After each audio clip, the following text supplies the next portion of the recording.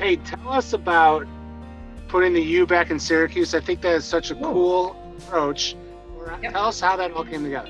Yeah, so thanks for asking about the Put the U Back in Syracuse. We've had so much fun working on that campaign. So Mayor Trier, who leads the downtown committee, and I are friends, and we've done a lot of work together through a variety of different things we've been involved with. We had been talking in the beginning of COVID, and at some point I reached out to her and said, we need to do something. Mower wants to help. We want to do something with you and help downtown. What can we put together? So we talked about doing some kind of what we were referring to as really a consumer confidence campaign, and how can we support our businesses and help the people of our community know that it was safe and important for them to come back downtown and come out to our businesses, large and small, and visit our folks and support them. They need it like ever before. And so we worked with the county executive's office, with City Hall, with Visit Syracuse, with CNY Arts. We had all of these different inputs, the downtown committee board, of course, to get a lot of input from those different organizations, pull together kind of in our business, which is our creative brief, brought it to our team, came back with probably a dozen or more ideas of themes and ways that we could kind of bring the campaign to life.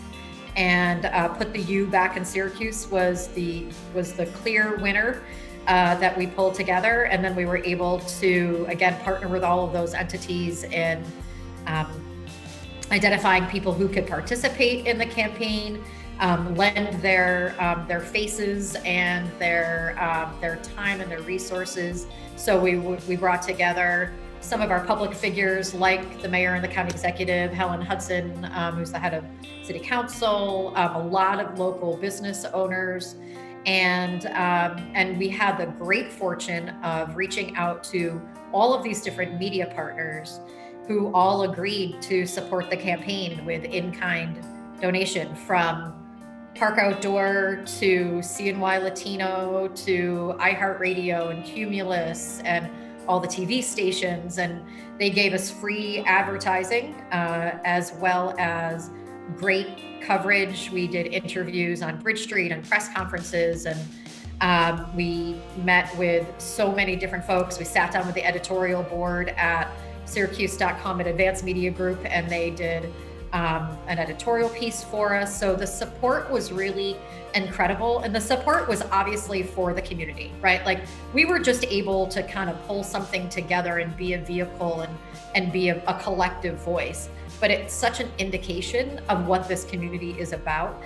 And we all know that at times of struggle and battle, that's when people really show their true colors.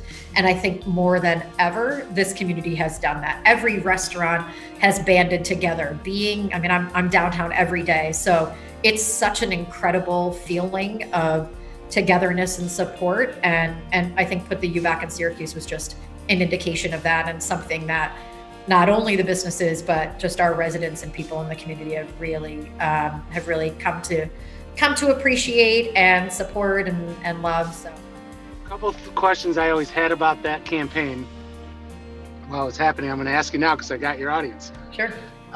One was the conversation about putting the U back in Syracuse. Did you guys see an opportunity because a lot of Central New Yorkers were home, getting out of the major cities and quarantining where they grew up? Or did this thing get also broadcast in those big urban markets, knowing that folks might want to get out of the populated cities and move upstate? Talk to me through that. Sure. So the initial intention of the campaign was to promote specifically to residents in our community in Central New York about coming, you're at home. Just come downtown. Exactly. Come downtown, come out to the businesses. Okay. It ended up being fairly downtown focused, but it was really about coming out to all of the local businesses in your community, whatever that is, in greater Syracuse. I love Put the U in Syracuse, because you saw yesterday we were one of the top 30 post-COVID cities in the country. Yep. So let's go scream to the mountaintops. And I'm a huge believer in, we've got so much to offer, and we want companies that are paying high rent in big cities or companies that are producing products overseas or out of state, we want them to come to upstate New York. Selfishly, Absolutely. we want to build them said buildings, but we need those companies to realize that there's so much here and it's so easy to get around and the rent is so damn inexpensive. So why not put you in the Syracuse? Yep, for sure. There's, as you said, there's so much that we have to offer, and there's such an opportunity right now more than ever to really play up all of those benefits. Whenever people ask me, why did you stay in Syracuse? And I'm like, besides the fact that my family's here and it's a wonderful place to live, it's so damn easy. It's such an easy place to live. From just my commute to work is 7 minutes from my garage at my house to my garage under my building.